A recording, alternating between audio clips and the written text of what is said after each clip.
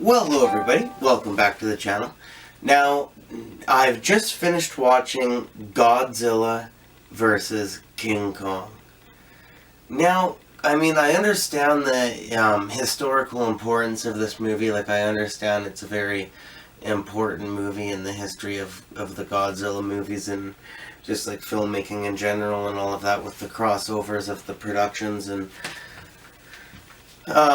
just like different things like that at the time. But I don't know, it was a pretty meh kind of Godzilla movie in my opinion. I mean, the human characters were better than in some other movies and other Godzilla movies, and actually I really liked the sort of like a cryptid kind of documentary tone that the film started to kind of take on, with one of the main characters being like a biologist of some kind that's like giving information on live television about what he thinks is going on with the with King Kong and Godzilla coming about and wreaking havoc and fighting with each other and stuff like that, and that was pretty interesting.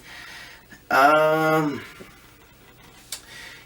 no, there was, I mean, it was pretty low budget looking anyway, or at least it's like not that realistic looking compared, well, at least compared to some other Godzilla movies and compared to what we have now, and certainly compared to some of the King Kong movies too.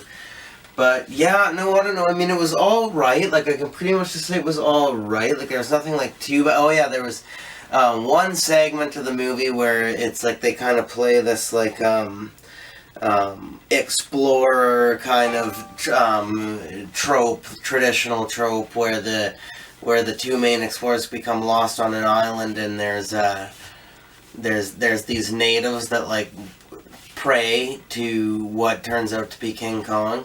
And oh my gosh, that whole segment of the movie is just bad, okay? Like just bad on all fronts, like just terrible, really.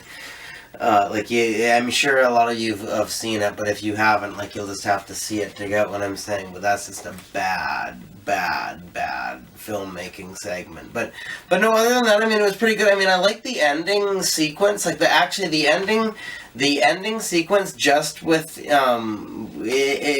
Kong and Godzilla going at it actually got me more invested than I thought it would. And I was actually being affected by what I was seeing a lot more than I thought I would be, actually. And I did like the ending and the way that they decided to go about it. I mean, this is one, like, even though it's old, I actually won't spoil it, because people that haven't seen it, or people that haven't at least in a while anyway, like, it's worth a rewatch. Like, you kind of maybe will be, won't believe how it actually turned out to be compared to how you remember it or something, so that's cool. But yeah, no, ultimately, it's just a pretty regular Godzilla movie, I think. It's not even as good as people hype it up to be. And I think if I were to go to grading, I think a C plus works. Yeah, a C plus works for the movie, I think. Anyway, thank you very much for watching, everybody.